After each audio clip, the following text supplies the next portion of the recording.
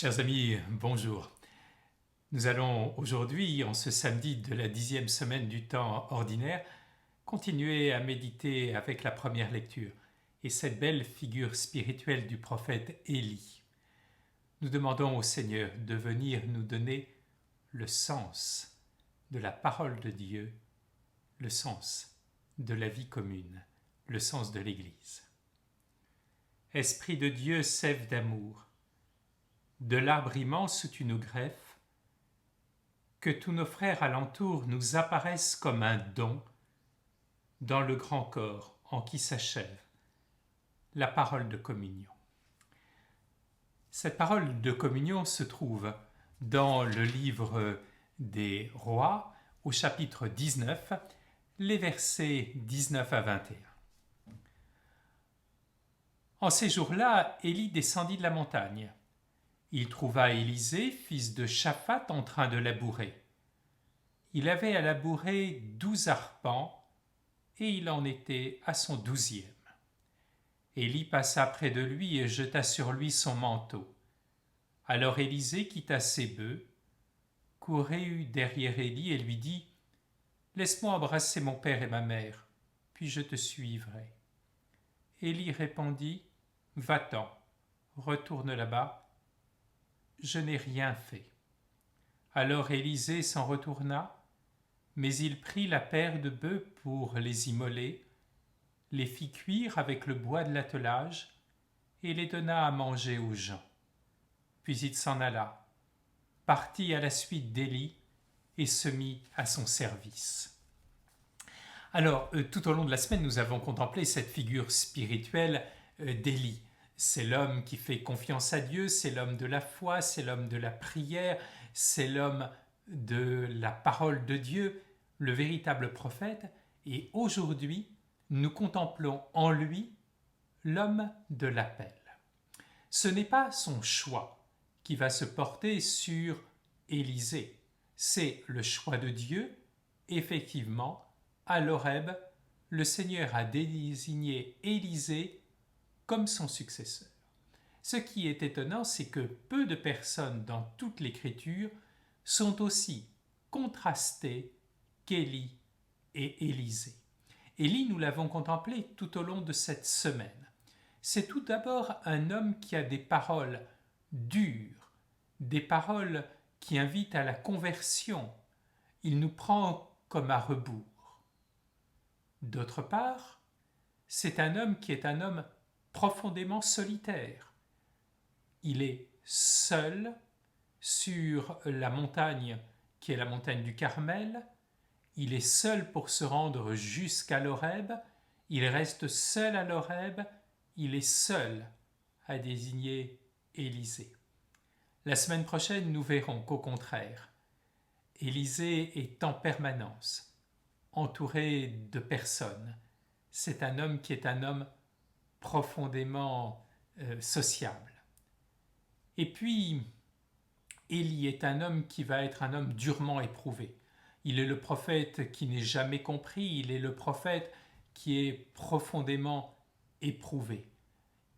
Élie, d'une certaine façon, nous permet de comprendre et nous introduit à la figure du Christ, prophète rejeté, prophète méprisé, homme profondément dans la solitude parce que lors de sa montée vers Jérusalem, il est absolument incompris, même de ses disciples. À l'opposé, j'ai commencé à le dire, se trouve Élisée. Au contraire, c'est un homme qui est entièrement tourné vers les autres, entouré par les autres.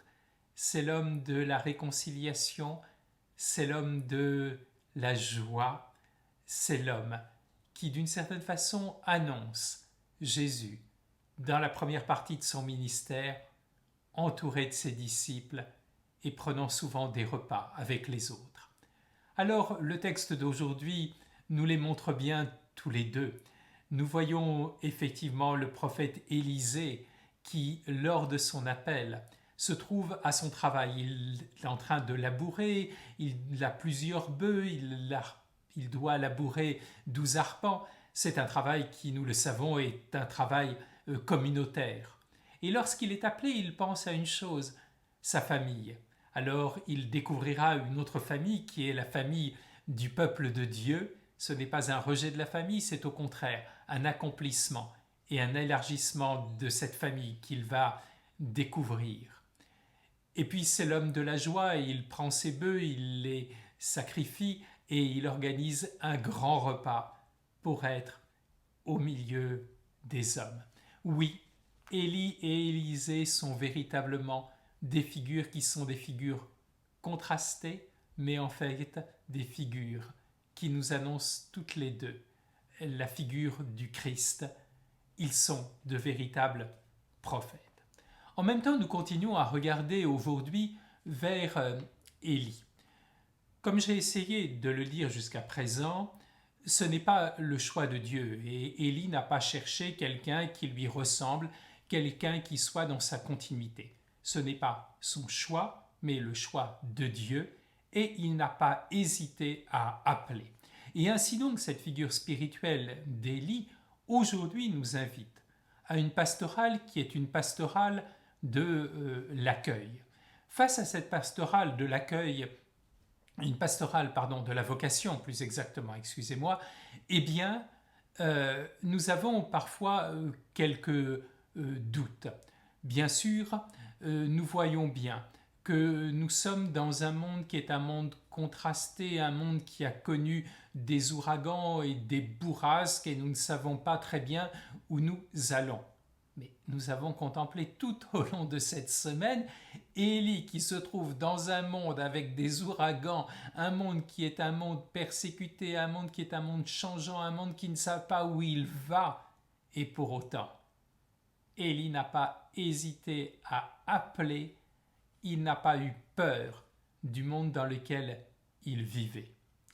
D'autre part, nous pourrions avoir tendance de nous dire oui mais l'Église vit des crises à répétition, des crises qui ont été vécues dans les années 68 et qui sont peut-être davantage des crises de civilisation qu'une crise d'Église, puis des crises identitaires et des crises morales qui ont été vécues ces dernières années. Mais Élie a connu ces crises, nous l'avons entendu, mais il découvre cependant, alors qu'il croyait être seul, qu'il y a quand même 700 prophètes du Seigneur qui sont restés fidèles. Et puis nous voyons bien que la jeune génération change. Bien sûr, elle ne ressemble en aucun cas, elle ne ressemble pas du tout à la génération qui était la mienne. Aujourd'hui, nous voyons des jeunes qui sont profondément attachés en partie à la vie de prière, qui sont profondément attachés à l'adoration, à la contemplation, et pour qui la liturgie est absolument essentielle, c'est le cœur de leur vie. Ainsi donc, certains ne voudraient pas appeler ces jeunes qui sont trop tournés vers la liturgie, disant mais il nous faudrait des jeunes qui soient plus ouverts vers le monde et vers le monde moderne, des jeunes qui soient moins tournés vers la prière, mais tournés davantage vers le monde extérieur et les questions de société. Nous n'avons pas à choisir nos successeurs. Et nous voyons bien qu'Élie n'a pas choisi son successeur parce qu'il lui ressemble, parce qu'il a les mêmes idées que lui, mais il a compris que c'était le choix de Dieu et que Dieu continuait à appeler même ceux qui sont profondément différents. Alors demandons aujourd'hui cette audace de la pastorale des vocations, de l'appel. N'hésitons pas à transmettre cet appel de Dieu à être prophète, à être prêtre, à être religieux, religieuse dans ce monde d'aujourd'hui. N'hésitons pas à transmettre cet appel aux vocations à des jeunes qui sont différents de nous, qui donneront certainement un tournant différent à l'Église sur terre, à l'Église visible, mais ayons confiance dans le Seigneur. Il ne cesse pas d'appeler des jeunes et il nous demande d'être au service de ces vocations. Que le Seigneur soit béni. Et puissions-nous méditer cette figure d'Élie, cette figure de l'appel, cette figure d'évocation. Bonne journée à tous. Que le Seigneur vous bénisse et vous garde.